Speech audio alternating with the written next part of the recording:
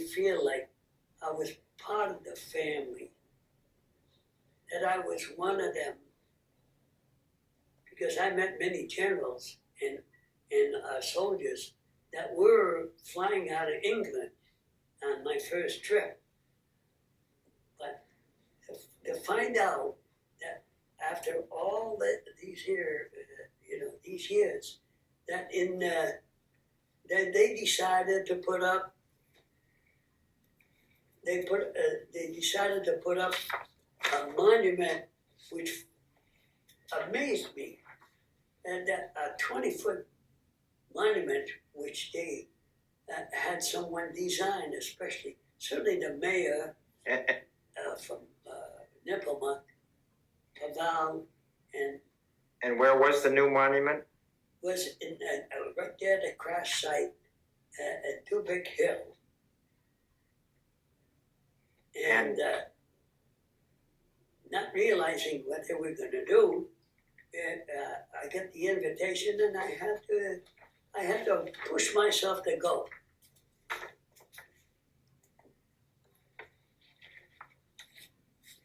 So when I got there, it was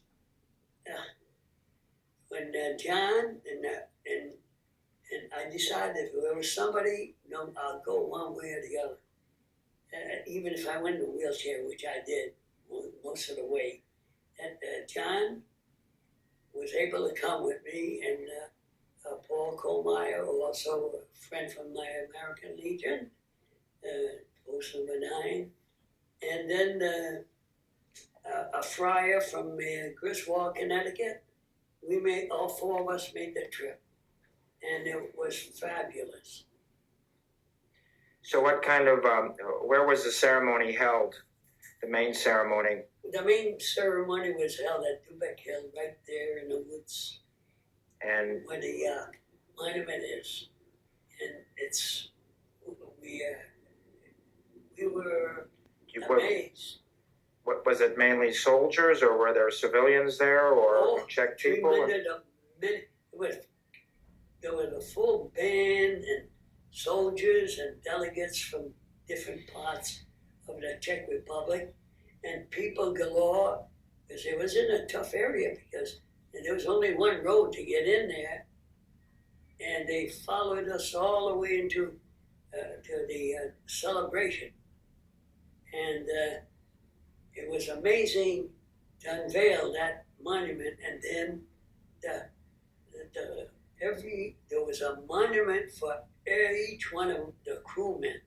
10 stones were placed, and there was a nice walk that was built over it, almost on the edge of the foundation where the plane went down. And it was, in the meantime, they let me make some declaration that I brought with me from Providence, from the congressman, And what do you think the Czech people were trying to express to you? What were they trying to tell you?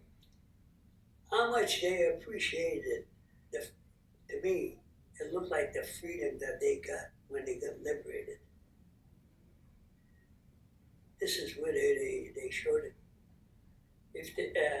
If there was no other way they could show it, they showed me through a celebration. And if it went international for them, it was worth it for them. And they did it on their own. Nobody begged them to do anything.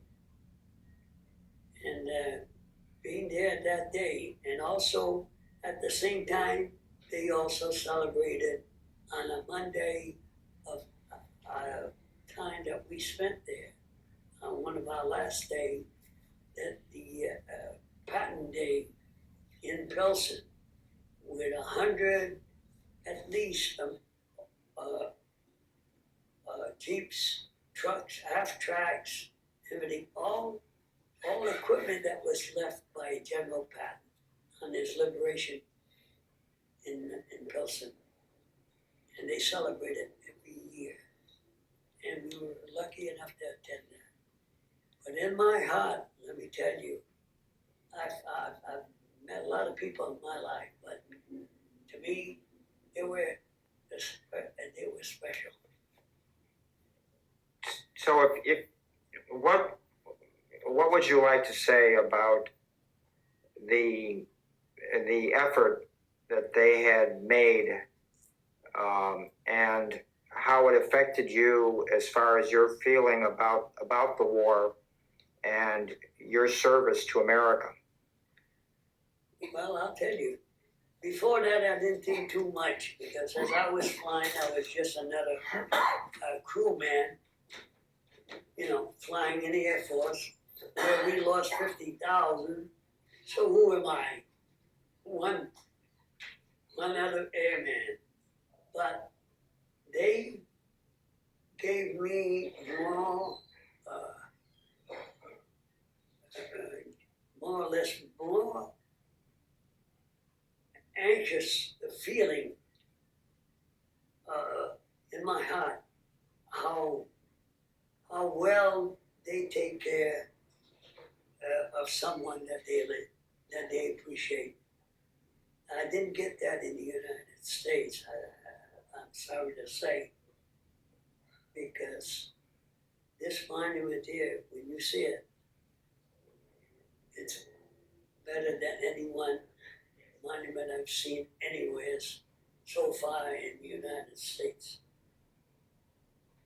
And it's only through them that I feel, that my last trip was worth it, because it honored me at the same time, honored my crew and the respect they had for the Air Force, for all the soldiers, American soldiers who fought in the Second War to liberate them from their,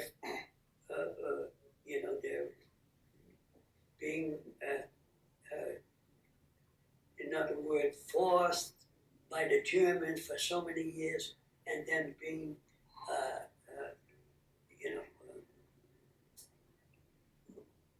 being regulated by the Russians for 40 years.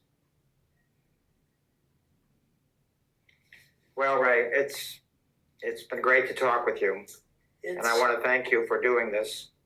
I wish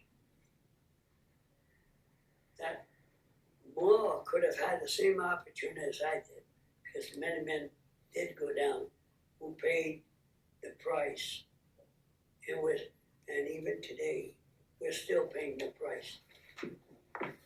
May the good Lord keep us and always look over the United States, because our motto has always been to help everyone that we can possibly did. And that's what we've been doing since 1941, and it hasn't stopped yet.